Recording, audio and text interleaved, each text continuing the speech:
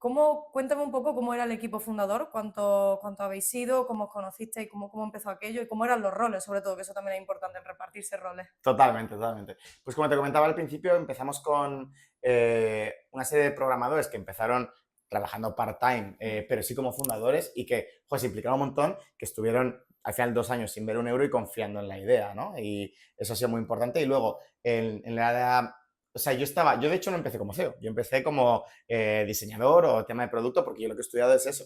Mm. Ese es mi background, ¿no? Empecé con Alejandro Linares, que era en ese momento mi socio, que él era el que llevaba más la parte de negocio, ¿no?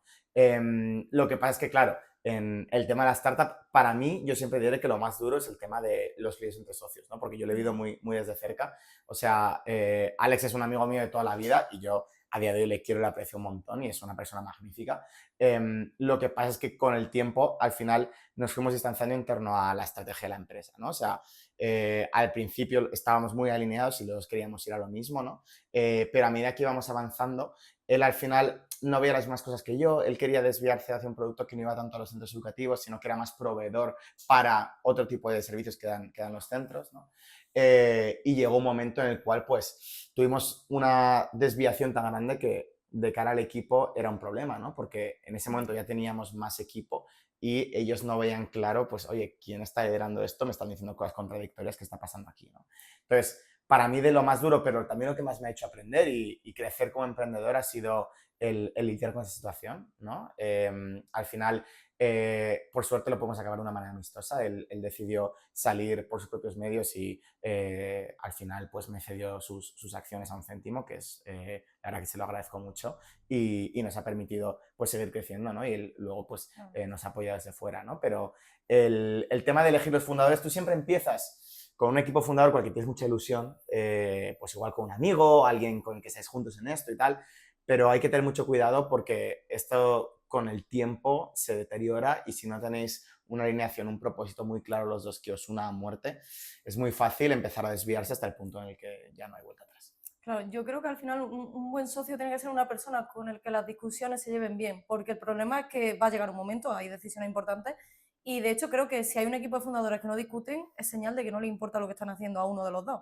Pero la cuestión es que va a haber diferencias y yo creo que en esa parte de desalinearse, soy de los pocos equipos que creo que han tenido una diferencia entre socios, han sido capaces de mantener la amistad y también llevarse bien. Creo que eso también es importante de tener socios que en caso de separación, pues que no te la líen y que no te cierren la empresa, porque yo creo que hemos visto muchos casos cercanos de startups que entre dos, tres socios se han peleado y se ha cerrado la empresa y encima se han metido en líos de denuncia. O sea que Total. es muy difícil encontrar eso. Es Es que decir, además, si él hubiese querido, cerrábamos, ¿eh? O sea, al final eso es así, eso es exactamente. así. Al final, con una startup, cuando te echas un socio, es literalmente como una boda, hay que tomárselo como tal, o sea, Sí, porque luego en el divorcio hay abogados, hay papeleo, o sea, esto es exactamente lo mismo, ¿no?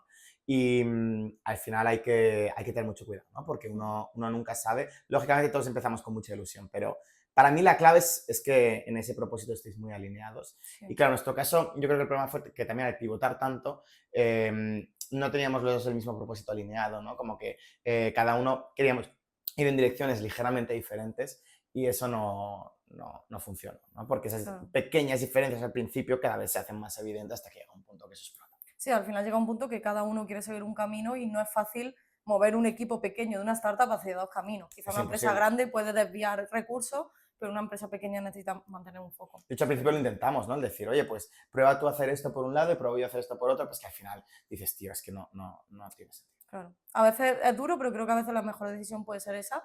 Y bueno, creo que es mejor eso que cerrar un proyecto, sino decir, oye, pues quizás mejor dividir fuerzas, dividir energía y quien quiera quedarse que se centre y quien quiera irse, pues que se vaya, pero quizá que si no se pueden hacer todas las cosas hay que apostar por una y ya está, eso está Total. bien. Ahora me gustaría saber a nivel liderazgo, porque quizá cuando empezamos estamos solo los fundadores y es llevarse bien entre un equipo de dos o tres como mucho, pero en el momento que ya empiezas a tener equipo y te toca hacer ese rol de liderar, ¿cómo se llevan los conflictos, incluso los despidos a gente que a veces son un poco duros? Cuando alguien lleva muchos meses apostando por tu empresa y aunque obviamente no es un socio y es legal despedir a las personas por bajo rendimiento, cómo se lleva cuando una persona ha puesto tanto cariño. Ya. A ver, a nadie le gusta despedir, ¿no? Vale. Es una putada, si puedo usar la palabra, Sí, porque al final mm, uno cree que es una situación cómoda, ¿no? Pero sobre todo yo creo que es difícil despedir, es particularmente difícil despedir mal, ¿no?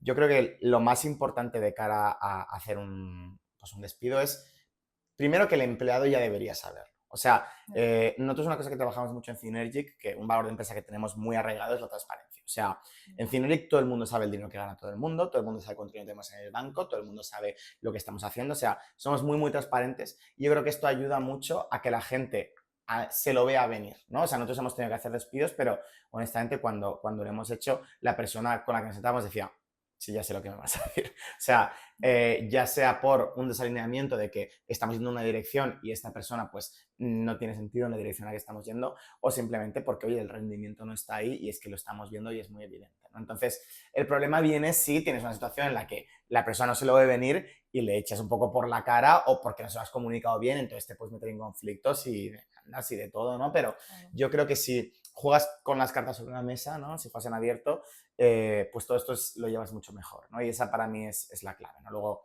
lógicamente, pues hacerlo con mucha mano izquierda, ¿no? O sea, el comunicar, ser muy empático, sentarte con otra persona y realmente ponerte en su perspectiva y entenderle. Pero yo creo que eso, cuando emprendemos, es fácil porque la gente que tienes a tu alrededor casi que les ves todos los días y les ves desde el principio, ¿no? Entonces, es fácil ser empático, por lo menos en mi caso, a mí lo que más me cuesta es tener la dureza para luego ejecutar lo que hay que hacer como emprendedor. Claro.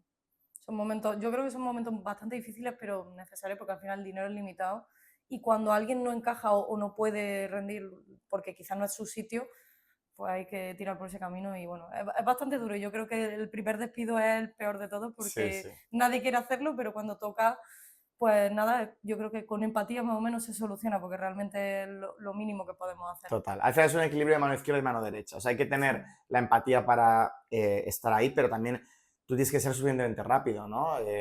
Siempre se dice, ¿no? Lo de hire slow, fire fast. Al final en startups no tenemos recursos. Si una persona que no está rindiendo se queda ahí y no estás tú siendo capaz de ejecutarlo, chico, puede ser que mueras, ¿no? Entonces, claro, tú tienes que pensar, ¿qué prefiero? ¿Despedir a una persona o despedirles a todos? Y eso es sí, lo que tienes que tener siempre en la cabeza. efectivamente.